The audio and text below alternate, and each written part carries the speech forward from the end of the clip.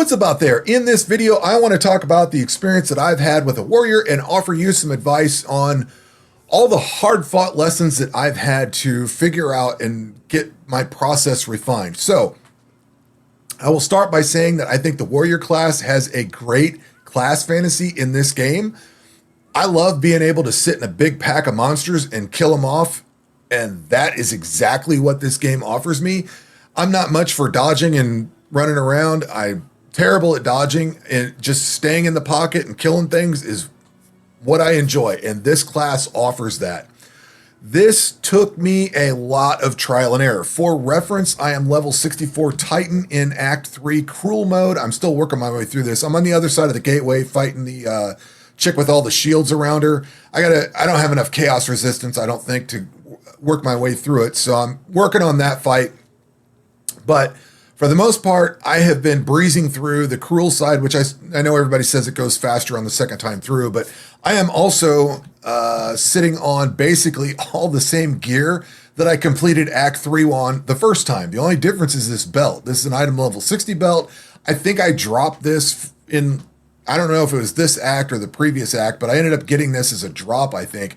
All my other gear is like item level 30 or 40 or something like that. Like all this is from Act 2 or 3 the first time around. This mace I bought as a magic item and then did all the upgrades to it.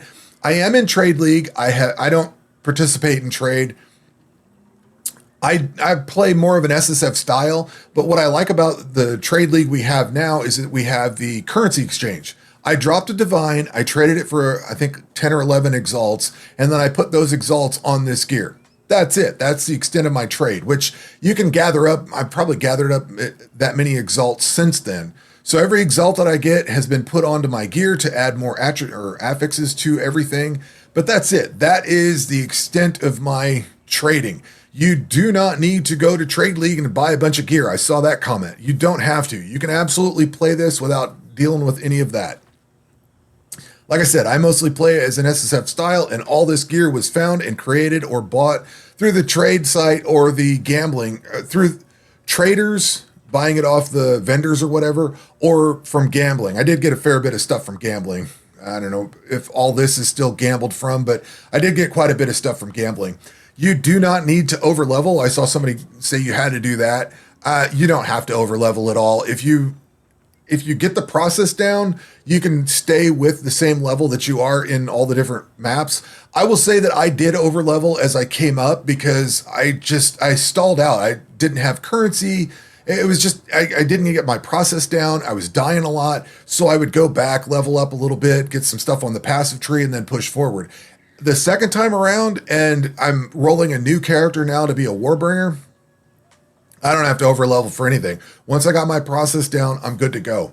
And then I saw somebody talking about that the Mace Strike was like the strongest thing you could do. It absolutely is not. My Mace Strike is only doing 2,918 damage. My Sunder is 8,000, and I could probably get Sunder up a little bit more, maybe, I'm not sure. But you don't have to sit and use the crappy Mace Strike. Another thing that I thought myself early on was that all of the basic skills that you start with sucked, like Earthquake and Rolling Slam. If you do what I'm about to show, it works great because I got my Warbringer started off. He's running Earthquake and Rolling Slam. I'm having no issues. So the first thing that I will say, and I think we're going to have a boss fight up here. I think that's that big monkey coming up. First thing I would say is, yep, here he is. We got to get out of here. This guy is dangerous.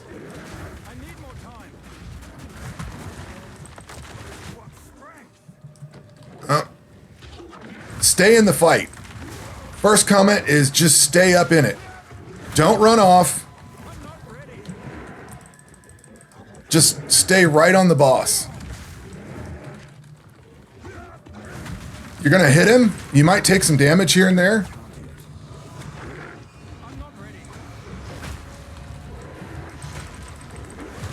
But your best bet is just stay tight on the boss and kill him. Don't run around. Don't try to dodge everything. You're not gonna be very successful if you do that. At least I wasn't. Stay right tucked up under the boss, mow him down. So be aggressive, dodge as you need to. If he's going to attack or whatever, dodge as you have to, but stay close and tight on that boss.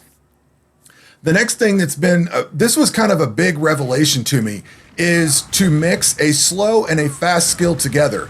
Don't just try to focus on using the slow skills. You know, if you're used to PoE 1, you're going to try to use one skill. You're not going to try to use all these different ones.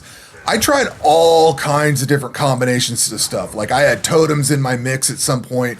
At some point, you're just pushing too many keys. You're probably not going to get down to like a one button build, but what you will get down to is a process that is not painful and miserable. Like some of this was exhausting to play. And if you've watched some of the other videos I've had, I talked about how exhausting the campaign was and stuff like that. And it was because of the process that I was using and all the different keys that I was having to press. It just got annoying and it wasn't satisfying. So what I mean by using a slow and a fast skill together is this exact situation here. You're going to drop down this volcanic fissure, then you're going to wind up with this sunder skill and throw it on the opposite side. Same thing goes starting off very early on. You may be using rolling slam or you'll probably be using either earthquake or rolling slam at the start. Once you're able to use both at the same time, you're going to want to throw an earthquake down, rolling slam over it, and then once the earthquake aftershock hits, the monsters that are in it are going to take all the damage from the aftershock. So same thing with this. You're going to throw a volcanic slam down, followed up with the sunder. And the reason for that, especially with like volcanic fissure, you're going to set this up, and every time you hit this with a slam skill, it's going to light this, whatever this is called on the volcanic fissure side. It's got this, well, the fissures. The fissures sit there on the ground, and every time you hit them, they tee off again. So you have to hit them with a different slam. I don't think you can use the same slam. Maybe you can. But it works better when you hit them with sunder. Then they start burning and doing more damage. So you're basically trying to set up a combo. And what I found worked really well was to have the initial thought was I was going to use like my leap slam, or not leap slam, but rolling slam or sunder or something like that. And then I would follow it up to kill whatever was left with the volcanic fissure.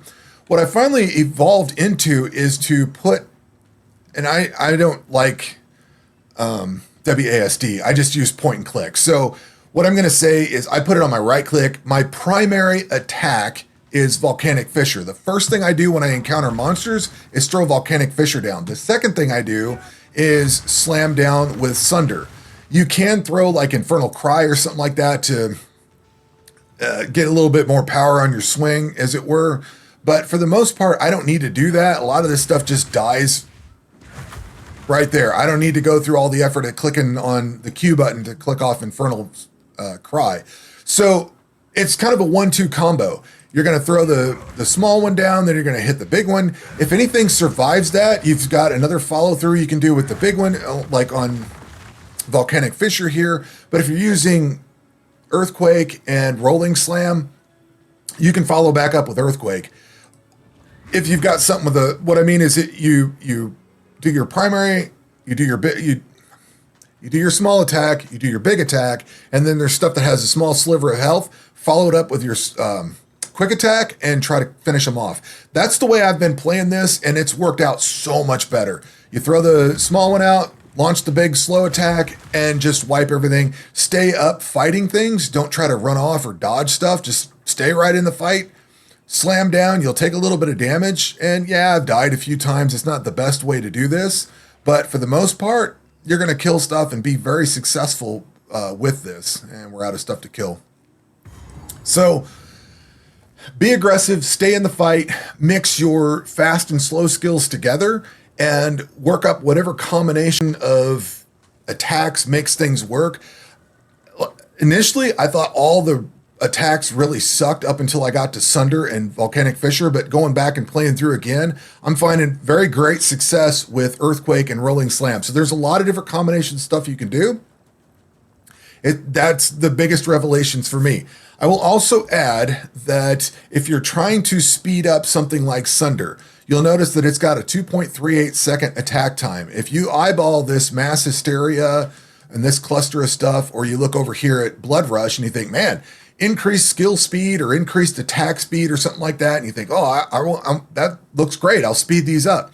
This 2.38 second attack speed or attack time might go down to 2.3. It's barely negligible. Like, you're not going to notice much of a difference, because I went into this and then I went over into this at one point. I thought, well, I'll see what they do, but they didn't take much of anything off. Like, they don't speed these attacks up hardly at all. And I know that it's probably going to be down to the weapon speed and everything, how much attacks per second you have. I could probably get that built up, and it might be more impactful if I had a better weapon. However, it doesn't make all that much of a difference. Now, the one big problem that you'll probably run into, poison does a fairly substantial amount of damage, and I get hurt by poison quite a bit. Poison's not a deal breaker unless you're fighting the Dodre looking things that are down here in the Drowned City or whatever's down there. It's all still loading. If it doesn't crash, I've crashed so many times today. The Drowned City, there's stuff that does cold damage. I die a lot to those. I have to keep my distance from them. There's the big fat guys that come up and explode. I have to keep my distance from those. The Drowned City and the Apex of Filth, those two areas are very brutal, and they were bad on the first time around, and they're bad the second time around. But poison damage over time has not been that big a deal. The problem that I've really struggled with, and the one that I don't have a solution for, I just can't figure out how to get around it, is the stuff in the Manor Ramparts and the Ogam Manor. I don't remember what they're called exactly, but when you kill them, they drop those big red pools of, if you mouse over it, it says physical damage over time or something like that. Those I straight up don't have an answer to, unless it's something to do with life regeneration or something, maybe to be able to stand there. If you get into one of those pool, I've said be aggressive, stay in the fight, stay right up against things. When you start seeing stuff like that, you'll have to back off and then attack in a different, take advantage of the range that you've got, especially when you get Sunder and Volcanic Fissure and things like that. But those I don't have a solution for. They're basically, your health just straight up drains down, and it's doubly compacted when you're taking a lot of hits from things. The other thing I don't have a solution to is in Act 2, where the Dreadnought is. There's some things with probably javelins or something. I don't know what kind of damage they do, but they really work my damage down, so I have to basically throw out whatever AoE that I have with my light skill first, and then follow up with my heavy skill and try to get those guys before they get swarming in on me. Otherwise I get chewed down, basically. But that is probably the biggest pieces of advice that I have right now. With Warrior, be aggressive, stay in the fight, dodge as you need to, get away from all the big mechanics that are going to kill you, but try to stay in the fight as much as possible, get away from AoEs and stuff like that, and then mix up the slow and fast skills so that you've got a slow skill to start with as an opener, and then a fast skill or a more slower damaging skill to follow up. Hit them with the fast one, follow up with the slow one, and then clean them up with the fast one again if you have to. Or keep hitting them with the slow skill depending on whatever you're fighting. I will have a video out for the build that I've got going here soon, but that is all the advice that I have for playing Warrior at this moment. Things may change once we get to mapping, but that's gotten me through the campaign, and it was a very big struggle to figure out how to get here through the first 3 acts. Now that I'm going through them again in the cruel mode, it's not been as big of a deal at all. Didn't have any of the problems that I had the first time around. So anyway, that's going to do it for this video. We will catch you on the next one. Take care.